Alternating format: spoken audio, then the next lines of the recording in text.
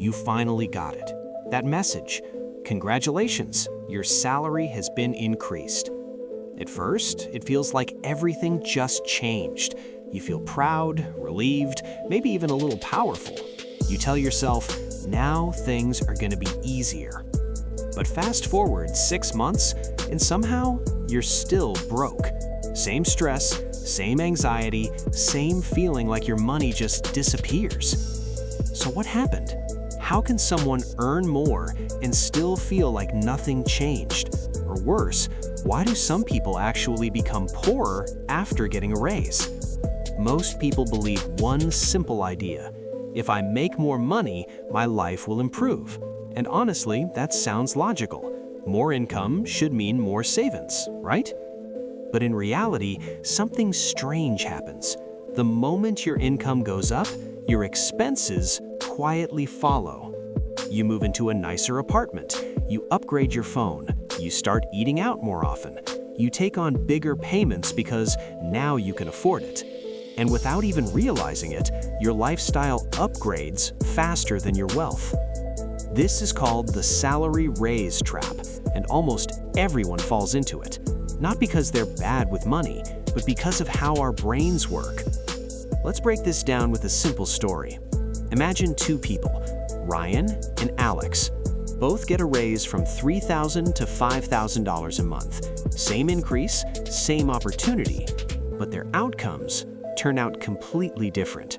Ryan feels like he just leveled up, so he upgrades his life. A better apartment, a new phone on a payment plan, more nights out, subscriptions, even a car loan. None of this feels wrong. In fact, it feels earned. I worked hard for this. And he's not wrong. But here's the problem. His expenses slowly rise from $2,500 to $4,800. So even though he's making $5,000, he's saving almost nothing. And now he has more fixed payments than ever, which means he can't go back. Now look at Alex. Same raise, but a completely different approach. He keeps his lifestyle mostly the same. Instead of upgrading everything, he upgrades one thing, his financial position.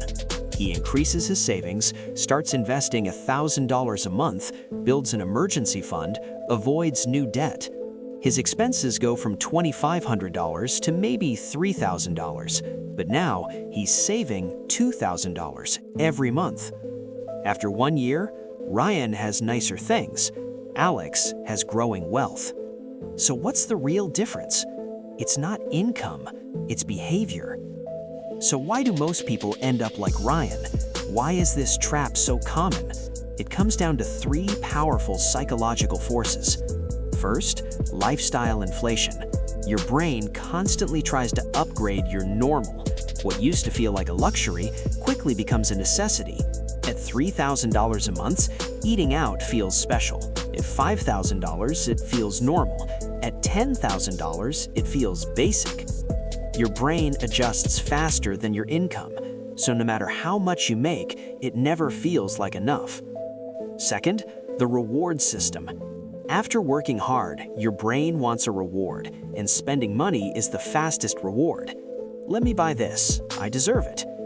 And again, it's not wrong, but when every reward costs money, your raise disappears.